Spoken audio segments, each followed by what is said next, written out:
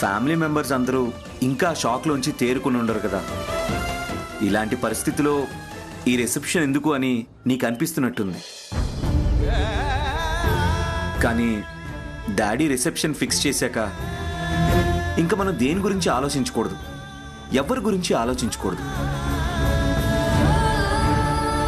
రిసెప్షన్లో అందరి ముందుకి వెళ్ళాలి, అందరి ఆశీస్సులు తీసుకోవాలి. అది మన బాధ్యత. కారణం ఏమైనా, కారణాలు ఎన్నున్నా బాధ్యతల నుంచి మనం తప్పుకోకూడదు కదా. నాకు తెలిసి నువ్వు బాధ్యతల నుంచి, బంధాల నుంచి తప్పుకునేదానివి కాదు. రిసెప్షన్కి వస్తావు కదా? వస్తానండి. మీరు చెప్పినా, కన్నయ్య చెప్పినా నేను ఏ పనైనా చేస్తాను. వస్తాను, తప్పకుండా వస్తాను. గుడ్. తొందరగా రెడీ అయి వచ్చేసి. అలాగేనండి.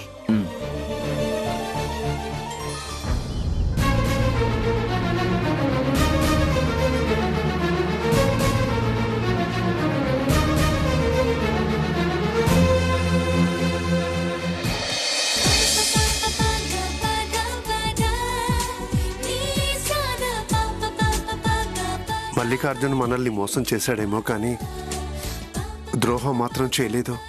శ్యామ ఇంత పెద్ద ఇంటికి కోడలైంది అంటే అది మల్లికార్జున వల్లే. అవునండి. నమస్తే వియ్యంకుల వారు. నమస్తే అండి. ఎంతసేపు అయింది వచ్చి? ఇప్పుడే వచ్చామండి. ఇక్కడే నిలబడ్డారే, రండి లోపలికి రండి. అవునండి, శ్యామ ఎక్కడుంది? మీకోసమే ఎదురు చూస్తూ లోపల రెడీ అవుతుందండి. రండి రండి. హలో ప్రసాద్, ఎక్కడున్నావు? చిలకమ్మ, ఏటమ్మగారు? శ్యామ రూమ్ లోనే ఉందా? అవునమ్మా, గదిలో తయారవుతున్నారు. సరే, నువ్వు వెళ్ళు. అవునమ్మా. వీళ్ళంతా ఎవరు? శ్యామ వాళ్ళ అమ్మా నాన్నలు. అవునా, అనుకున్నాను. వీళ్ళందరి మొహాలు చూడంగానే అనుకున్నాను ఆయమ్మ తాలూకోలే అనుకున్నాను. గదిలోనే ఉన్నారు. వెళ్ళండి బాబు. బాబాయ్, మీరు వెళ్ళండి. చిలకమ్మ, అక్కడ అరేంజ్మెంట్స్ అలానే ఉన్నాయి. అనగానమ్మా, పదండి పదండి.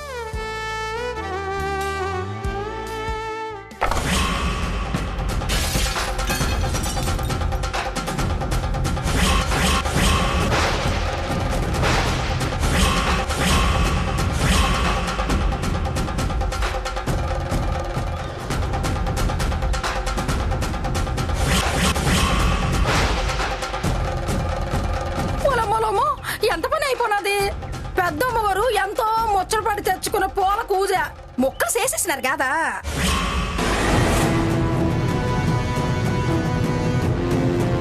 కళ్ళు నెత్తి మీద పెట్టుకొని నడిస్తే ముక్కలు చెక్కలు కాక ఇంకేమవుతుంది?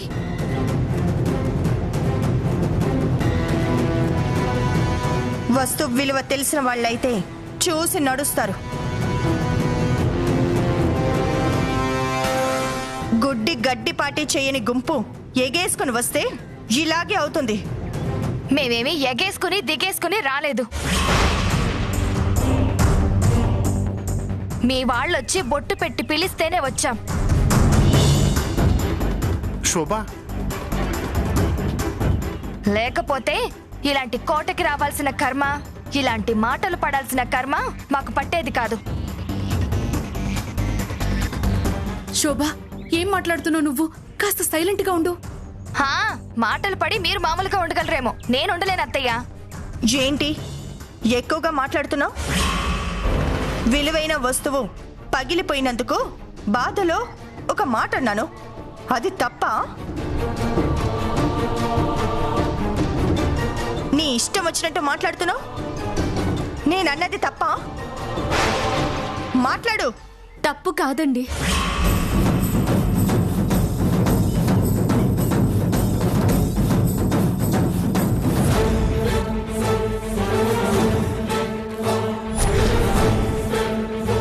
దీని మొహం కొండ ముచ్చులా తయారు చేయించాను కదా, ఇంత నీట్గా వచ్చిందేంటి?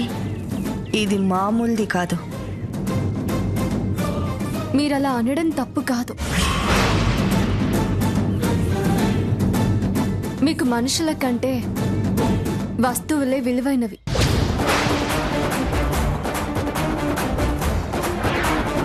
ఆ విలువైన వస్తువుల కోసమే మనుషులకి విలువివ్వడం లేదు. వస్తువుల విలువ, మనుషుల విలువ అన్నీ నాకు తెలుసు. నువ్వేం చెప్పక్కర్లేదు. ఏం జరిగింది?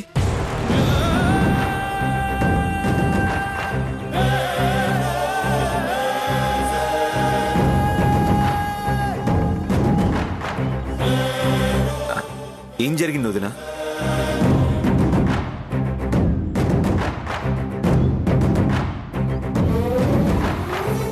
చెప్పండి వదినా, ఏం జరిగింది?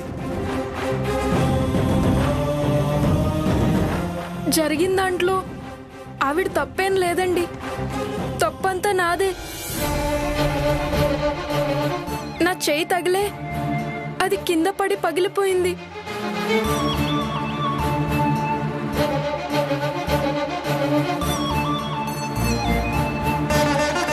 విలువైన వస్తువు పగలగొట్టినందుకు మీ వదిన గారికి కోపం వచ్చింది.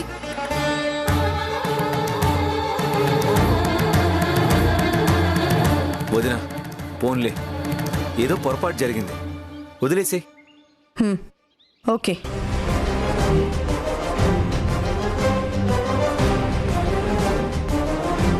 చిలకమ్మా, అది క్లీన్ చేయి. అనగానమ్మా.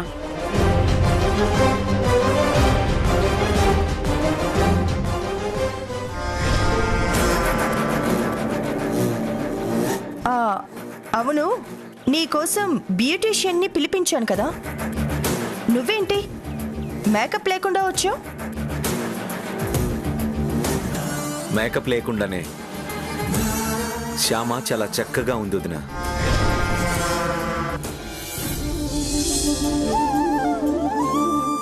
అవును శ్యామ, ఇలా స్వచ్ఛంగా కనిపిస్తూ అచ్చం కృష్ణ తులసి మొక్కలా ఉన్నాం.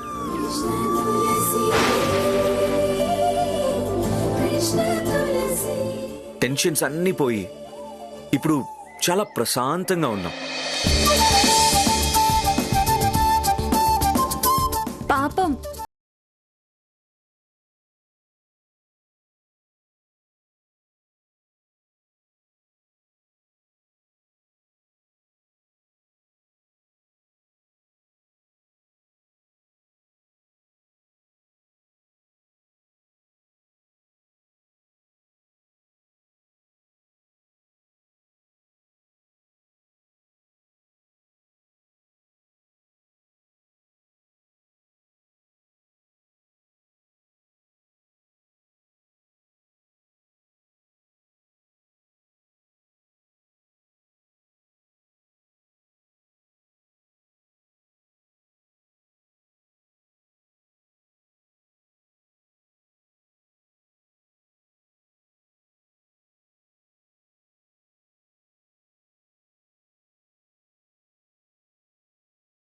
ఈ శ్యామ పైకి కనపడేంత అమాయకురాలు కాదు. సర్కాస్టిక్గా డైలాగులు కొట్టడం మొదలుపెట్టింది. అత్తయ్య కోరుకున్నట్టుగా వీలైనంత తొందరలో దీనికి ఉద్వాసన పలకాలి.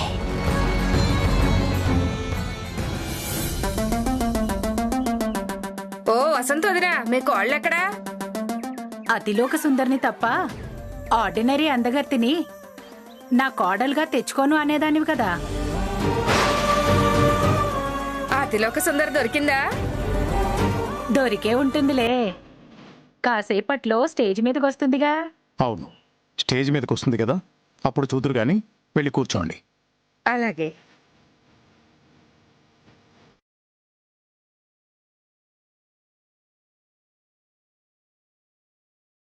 నమస్కారం. నమస్కారం అండి.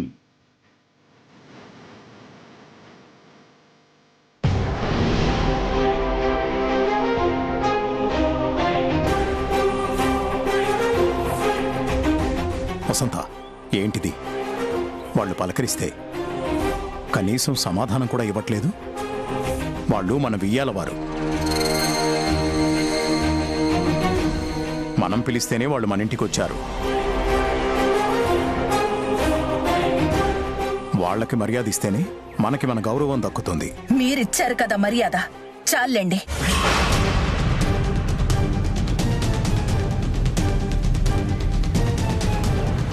కోడలి గురించి నలుగురు ప్రశ్నలు వేస్తుంటే సమాధానం చెప్పలేకపోతున్నాను.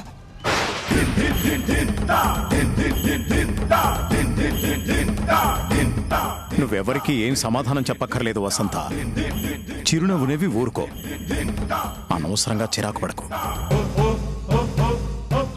సరే, స్టేజ్ మీదకి వెళ్దాం పద. నేనెందుకులేండి, వెళ్లాల్సిన వాళ్ళు వెళ్తే సరిపోతుంది. స్టేజ్ మీదకి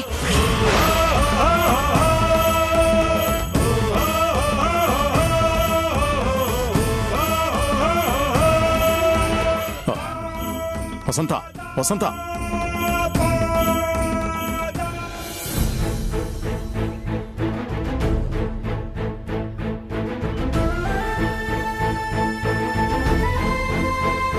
తన మాటలేం పట్టించుకోకండి బావగారు. రండి, మనం వెళ్దాం పదండి. వద్దులేండి.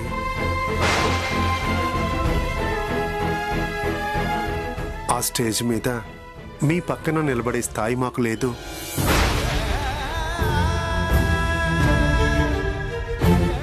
మేమెక్కడుండాలో అక్కడుంటేనే బాగుంటుంది. పర్వాలేదు, రండి బావగారు. మీరే అలా అంటే ఎలా? మనందరం ఒక్కటే.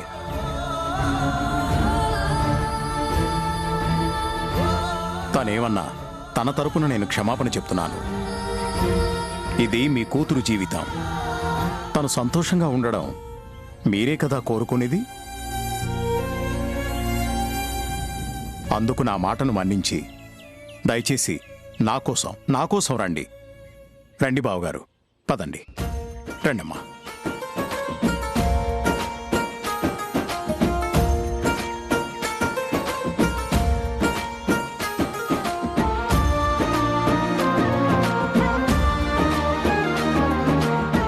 అందరికీ నమస్కారం.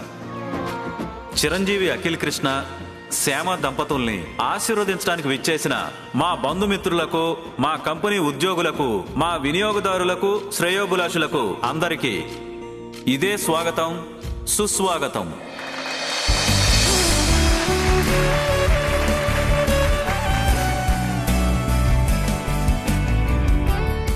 నూతన దంపతుల్ని స్టేజ్ మీదకి రావాల్సిందిగా కోరుతున్నాను. అఖిల్, కమ్.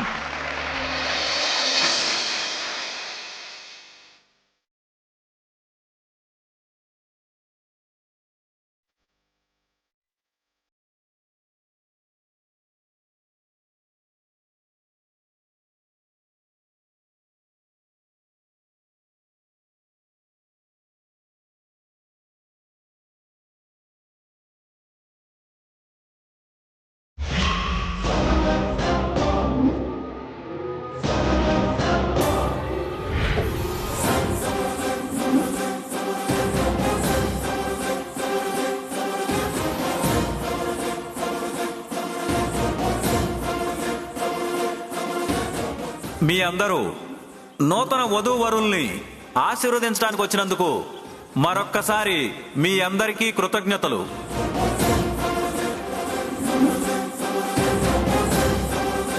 వసంత, ఆ అమ్మాయి నీ కోడలా?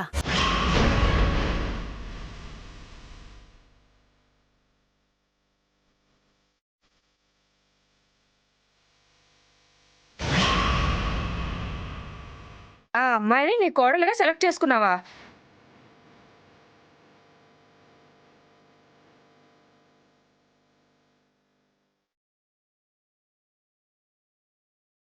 అసలు అఖిల్ పక్కన ఆ అమ్మాయి ఏమైనా బాగుందా?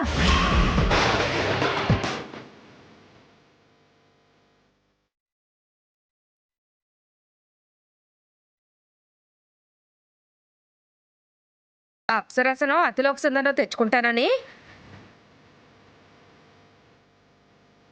మాతో కోతలు కోసావుగా.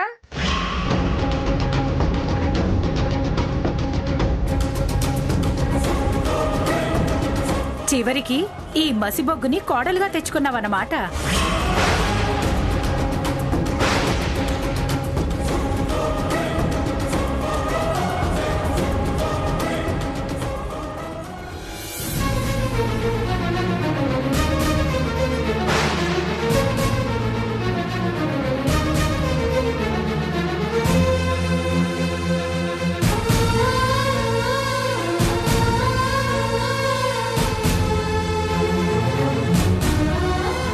ఒక్కసారి ఆ మైక్ ఇలా ఇస్తారా?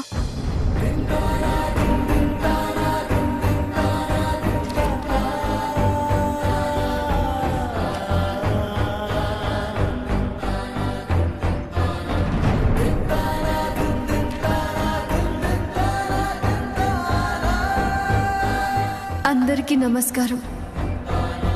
నిజానికి నాకు ఈ వేదిక మీద వీరి పక్కన నిలబడే స్థాయి లేదు.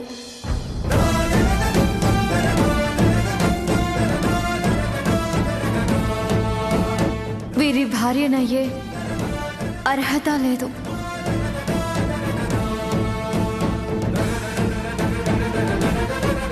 వీరికి తగిన అందము, చదువు ఏదీ లేదు.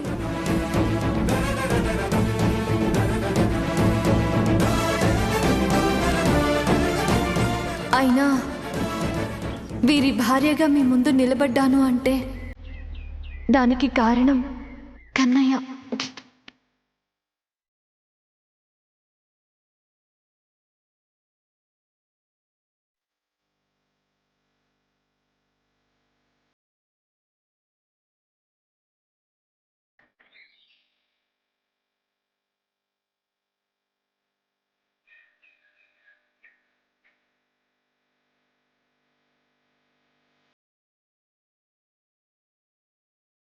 నాకు తల్లి, తండ్రి, గురువు, దైవం అన్నీ ఆ కన్నయ్యే.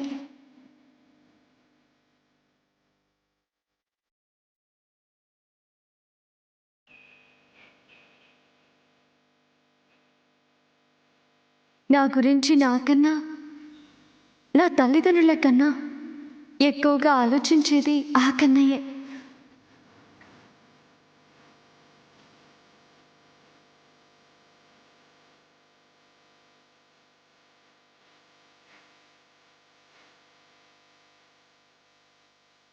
ఆ కన్నయ్యకి నేనంటే చాలా ఇష్టం.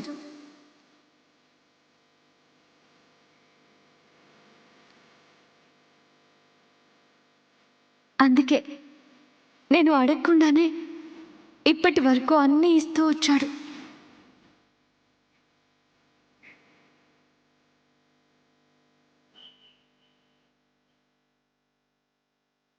ఆఖరికి ఆయన రంగు కూడా నాకే ఇచ్చాడు.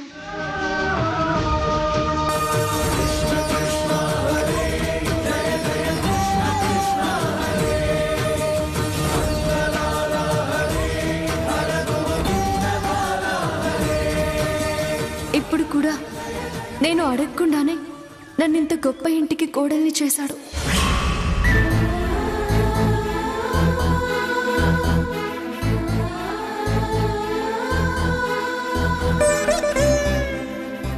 ఇంతమంది మంచి మనుషులున్న ఈ ఇంటికి నన్ను కోడల్ని చేశాడు.